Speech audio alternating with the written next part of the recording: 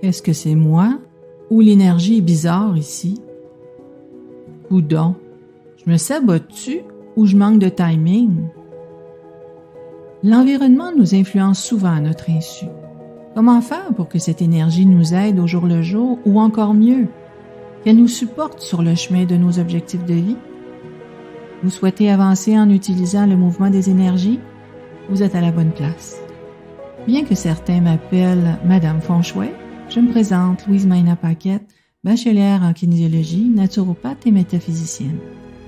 Depuis plus d'une vingtaine d'années, j'agis en tant que coach de vie auprès d'une clientèle engagée sur le chemin de leur réalisation.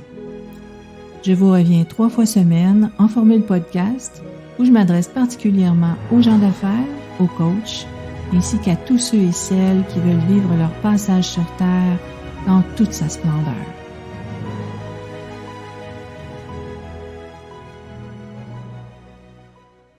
Bonjour tout le monde, bienvenue dans cet épisode où je vous parle d'un fait vécu relié à l'effet des énergies circulantes. D'abord, pourquoi la circulation d'énergie dans une demeure a autant attiré mon attention? En fait, c'est une cliente qui m'a présenté le Feng Shui. Elle s'intéressait elle aussi aux énergies de différentes façons. Alors, je me suis dit, pourquoi pas l'essayer? Fait que j'ai rien à perdre. J'ai donc fait ma petite recherche et j'ai appliqué les notions de Feng Shui chez moi pour, dans un premier temps, favoriser une meilleure énergie dans ma demeure. Puis là, j'ai constaté que les relations familiales puis ma relation de couple étaient facilitées. Ça faisait vraiment la différence. Donc là, ce changement-là m'a séduit. Et la curiosité est allée un peu plus loin.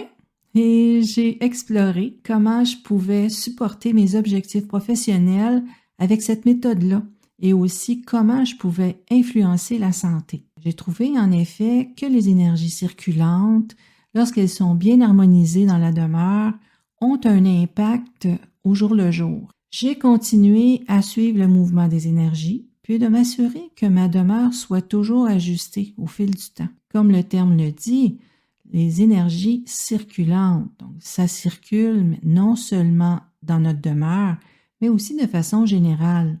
Les énergies changent à tous les ans, tous les mois, tous les jours et même par plage de 2 heures. Donc, imaginez-vous que des fois, on peut penser qu'il y a des hauts et des bas et ce n'est pas que juste notre impression. C'est effectivement ce qui se passe. Les énergies changent. Et des fois, on est en accord avec ces énergies-là, d'autres fois pas. Alors maintenant, ça peut peut-être répondre à certaines de vos questions en ayant cette information-là. Donc, à moins d'avoir un événement important comme une signature de contrat ou même un déménagement, pour la circulation d'énergie dans nos demeures, on va s'en tenir à la charte du lieu, au mouvement annuel et au mouvement mensuel. Le changement d'énergie quotidienne, on s'en préoccupe pour cibler nos priorités courantes, comme les stratégies, prises de décision, mettre l'accent sur un besoin ponctuel. On peut aussi s'en servir sur le chemin du développement personnel. Exemple, favoriser un changement de mindset ou même favoriser la clarté dans l'apprentissage de nouvelles connaissances. Donc, c'est pertinent pour les études, peu importe l'âge qu'on a. Si vous décidez d'aller aux études, effectivement, de voir aux énergies favorables à l'apprentissage, ça va grandement vous aider. C'est donc dire qu'il y a des moments plus forts que d'autres, de jour en jour, de mois en mois, d'année en année. Connaître le moment où est-ce que les énergies nous supportent le mieux, ça nous permet de passer à l'action au bon moment et d'avancer beaucoup plus facilement. D'où je vais vous présenter les opportunités énergétiques de la semaine à tous les lundis. Pour que ce soit concret pour vous, voici, je vous présente un de ces fameux faits vécus pour que vous puissiez constater à quel point s'occuper de la circulation de l'énergie dans notre demeure, circulation d'énergie dans notre vie, comment c'est important. J'habitais un appartement qui m'offrait somme toute un bel espace. Toutefois, là, je tournais en rond dans le décollage de ma nouvelle organisation d'affaires post-pandémie. Alors, j'ai pris un moment pour revoir ce que ma demeure m'offrait énergétiquement. Hein? C'est bien de revoir les énergies qui circulent, considérant naturellement que les énergies changent. Alors, j'ai regardé ça et surprise, une partie d'un secteur très important à mes réalisations était trop petite. Parce que bon, vous allez voir dans les... je dis vous allez voir, je vais vous présenter dans des futurs podcasts comment on lit l'énergie, les énergies circulantes sur un plan de maison. On va faire ça assez imagé, ne vous inquiétez pas. Alors, tout ça pour dire que ce secteur-là était beaucoup trop petit pour me supporter dans ce changement-là. J'avais pas de support de l'énergie de la Terre. Ce levier-là était trop faible, considérant que le secteur était trop petit. La solution, on déménage. Je prends la décision que là, OK, on n'a pas d'autre chose à faire que de déménager.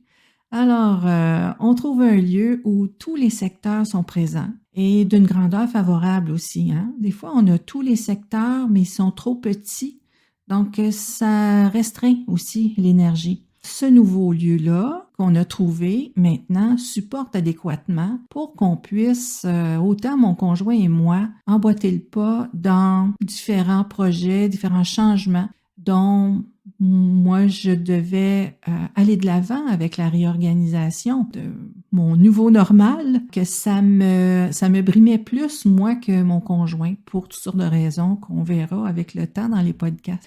Donc, bien sûr, j'ai vérifié le meilleur moment pour le déménagement, pour m'assurer d'activer les meilleures énergies dans notre nouvelle demeure. Hein. Vous y avez bien pensé.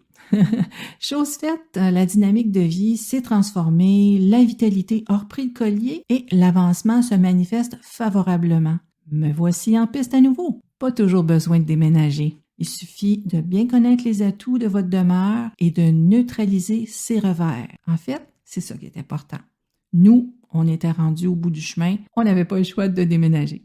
Donc là, vous comprendrez maintenant qu'après avoir constaté moult fois l'efficacité de voir aux énergies circulantes, je l'ai présenté à mes clients les plus ouverts pour les aider à gérer leurs priorités avec succès. Maintenant, quels sont vos atouts et comment s'en servir pour saisir ces opportunités que la vie met sur votre route? Un autre système, les portes mystérieuses du Jia, qu'on appelle Chimendunjia, va nous permettre de tracer la route de nos atouts et d'y trouver les stratégies appropriées.